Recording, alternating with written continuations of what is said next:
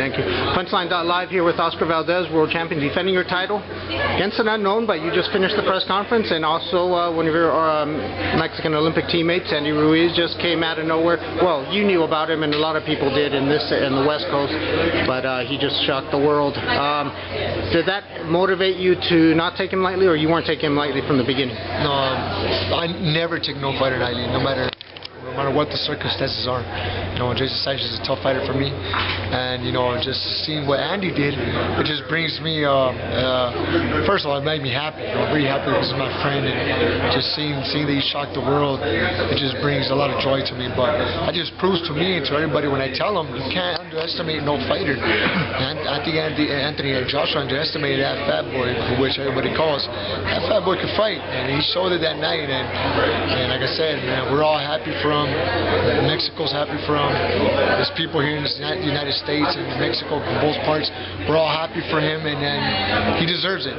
Because I know how much work he puts in the gym. Him and his trainer, Magno Robles, and Edgar Hassel, and his father.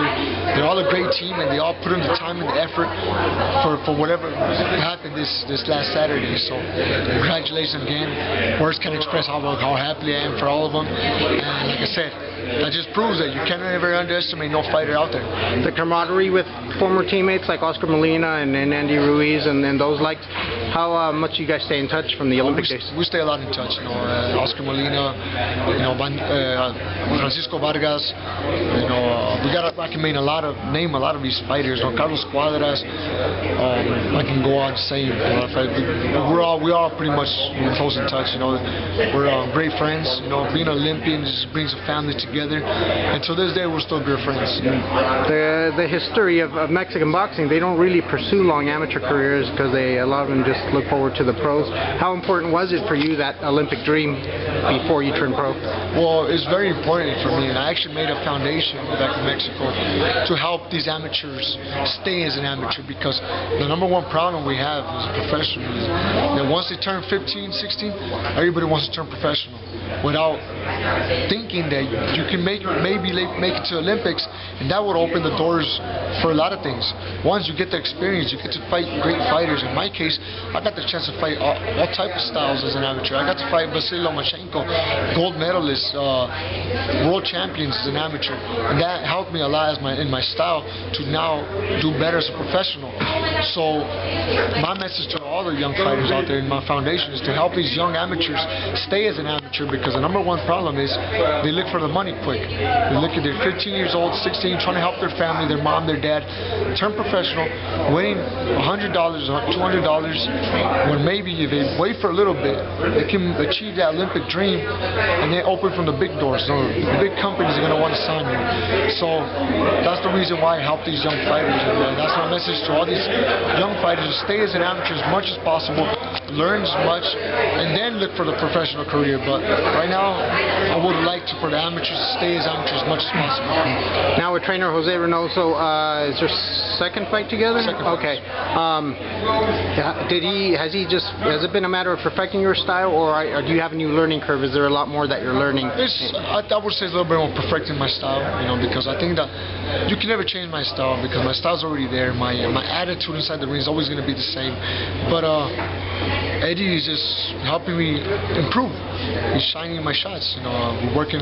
His work ethic is a lot of repetitions. Work on those uppercuts.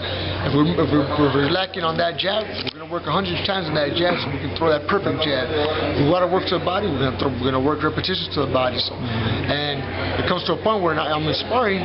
There's certain things happen just naturally. So that's what we plan on showing this Saturday night. You know, Eddie and also we have been improving, and we're going to show it. Yeah, and with Eddie, the testament to him, now he's got Ryan Garcia, he had Canelo.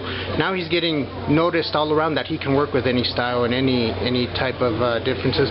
How proud are you of him to get the attention now as a quality trainer and one of the best in the world? You know, with the little time that we're working with, I'm very happy obviously for the success he has, and I'm very grateful for him for giving me the attention that I need in the gym to improve, because we all know he has a boxing star, which is Canelo Alvarez.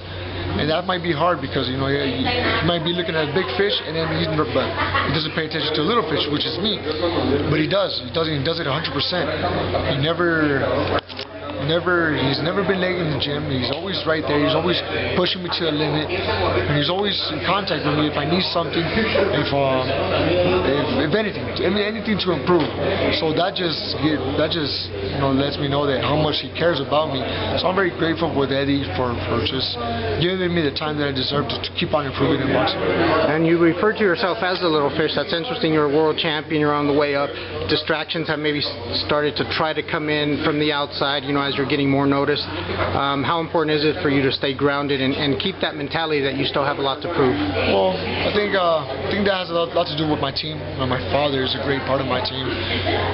He's the first one to put the gloves on me. He's my best friend. He's my father. He's my trainer. He's my manager. He's everything combined. And one of the things that that helped me stay my feet on the ground is my father, because nobody's invincible.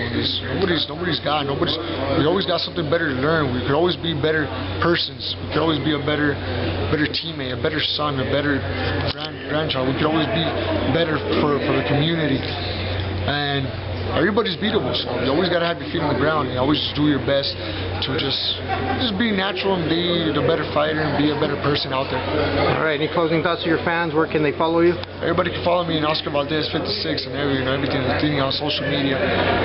Just want to let you guys know that I'm planning to do my best. One thing I always say, I never promise anybody a knockout. I never promise you guys fight of the year or something crazy in a fight, but what I will promise always is I always promise that I will always give you my best inside the ring. I will always fight with my heart, give it everything I got, and leave my guts, everything inside the fight. So every time I do that, there's good fights, and expect to see fireworks. All right.